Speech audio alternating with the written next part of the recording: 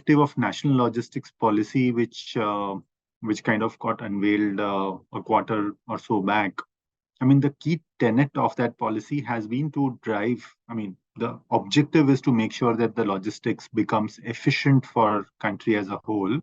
And the key tenet is to improve efficiency by re-engineering logistics, improving digitization, and also promoting or enabling multimodal transport. So all the three areas over here, I mean, one is re-engineering, basically is about creating capacity as well as creating opportunities to drive utilization of the created capacity. So, developing of multimodal logistics parks, etc., which has been laid out, will get an impetus if this comes under budgetary outlay as well with a time-defined fashion. The second part, which I mentioned, was digitization. Now, digitization obviously has elements of unified logistics interface platform, the ULIP, which National Logistics Policy document or vision governed it, and it's part of that comprehensive logistics action plan as well. That needs creation of the digital platform or infrastructure. It also needs, for it to be effective, the adoption of it. So driving, again, opportunities for having that interface platform, robustness of it created upfront, and driving adoption of it will be an important element, which probably opportunities towards it, government should see as they decide the budget allocations to improve our logistics cost itself. The third element was to drive multimodal transportation. So one thing we have seen common over last few years budget outlay is a committed investment and outcome both on improving the road infrastructure.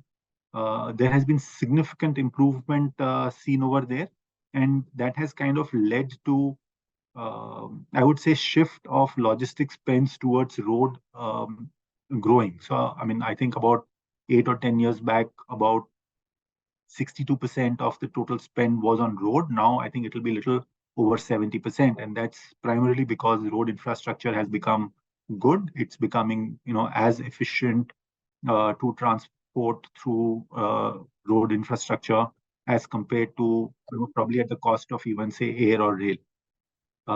Having said that, the road infrastructure development continues or improves as it should, but to improve other modes of transportation, primarily air and inland waterways. Specifically, Sagarmala had detailed that particular aspect, and that's, I think, right now is the least functional part of the modes of transportation available. So developing multimodal parks, including other modes of transportation, in addition to the road improvement which is happening, could or should be another element towards driving the elements of NLP or National Logistics Policy effectively through the budget exercise as well.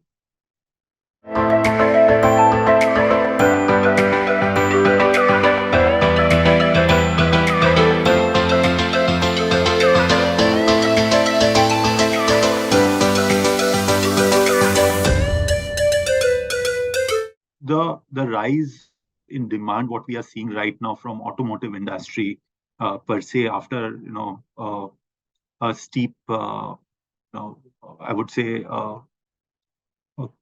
steep softer years, what we saw in last couple of years, is definitely positive, and improvement in manufacturing across will drive the demand for logistics industry itself. And from a government's perspective, obviously, is to promote the whole manufacturing or improving the manufacturing environment in India. Improved international trade as well. Now, international trade, both from an inbound or an imports perspective, or from an exports of finished goods and raw materials or semi-finished goods perspective, remains important. So, whatever it takes to facilitate improved international trade as well as improve the manufacturing environment in the country, would be the demand drivers or demand enablers from government's perspective. And obviously, the whole indigenization of certain aspects of procurement, which is being, I would say, actively driven, will definitely create those additional avenues of production and hence the demand.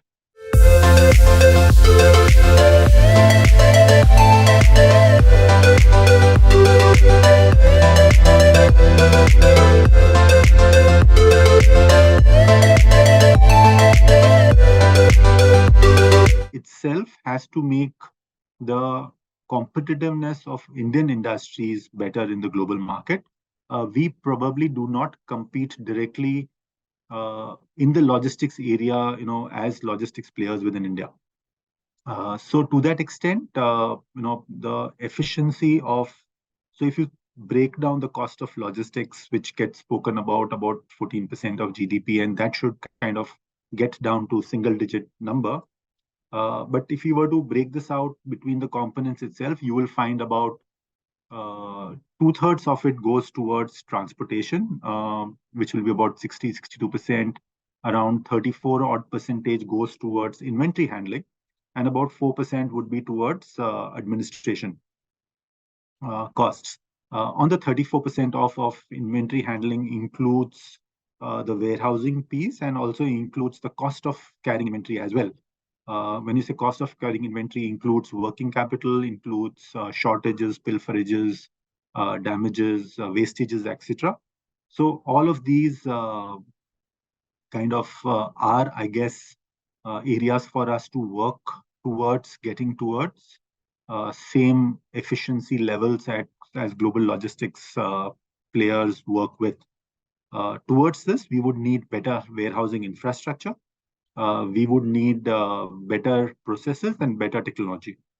So those three things definitely helps. Again, from a government's point of view, I would say either as an industry or as a regulatory body, if we can improve standardization or lay out standardization measures for this industry, that will go on to make this industry more efficient and hence the end markets what we serve more competitive with the global pieces.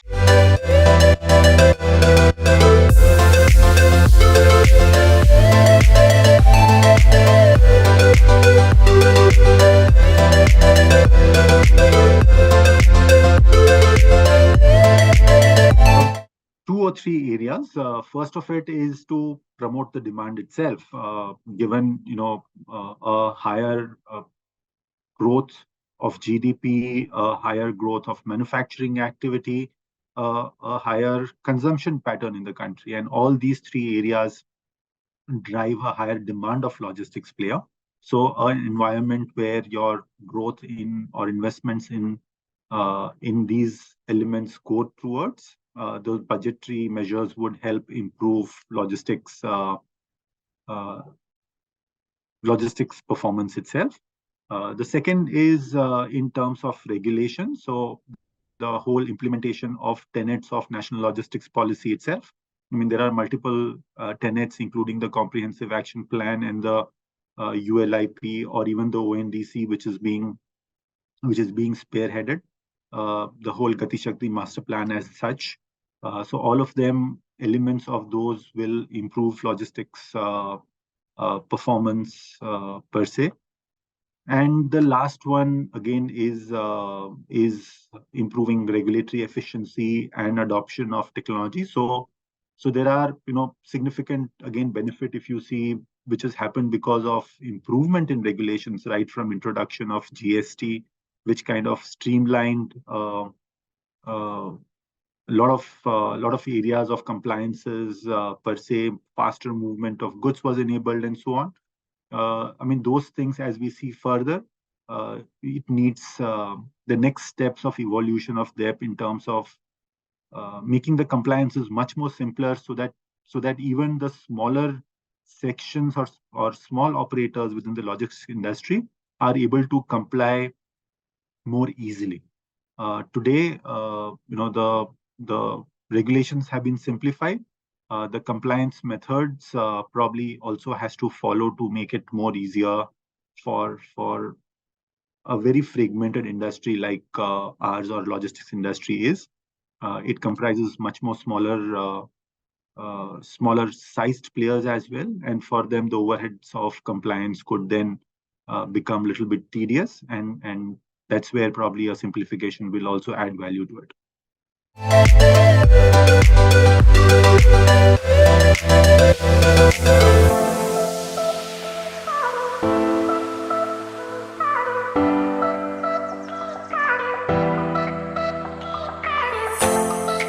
Logistics as an industry, I think, is one of a large contributors towards emission of GHG. Yes. And hence, I guess, lots of focus or lots of, I would say, um, eyes, eyeballs, are towards this industry to see that as countries at large or as, the entire population of globe at large kind of comes together to contain the ecological damages which have occurred over the years.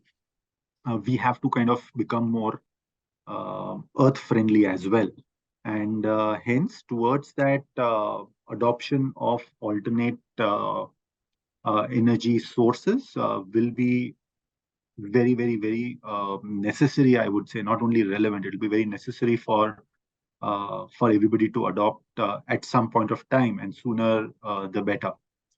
So if I just break this out, I mean, first of all, on the warehousing side, it's kind of a little bit more evolved status where you find adoption of renewable energy to make them the energy source as alternate renewable energy is kind of more accessible or prevalent.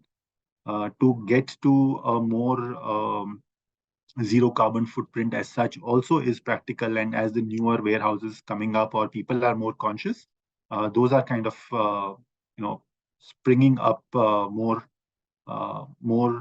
in numbers.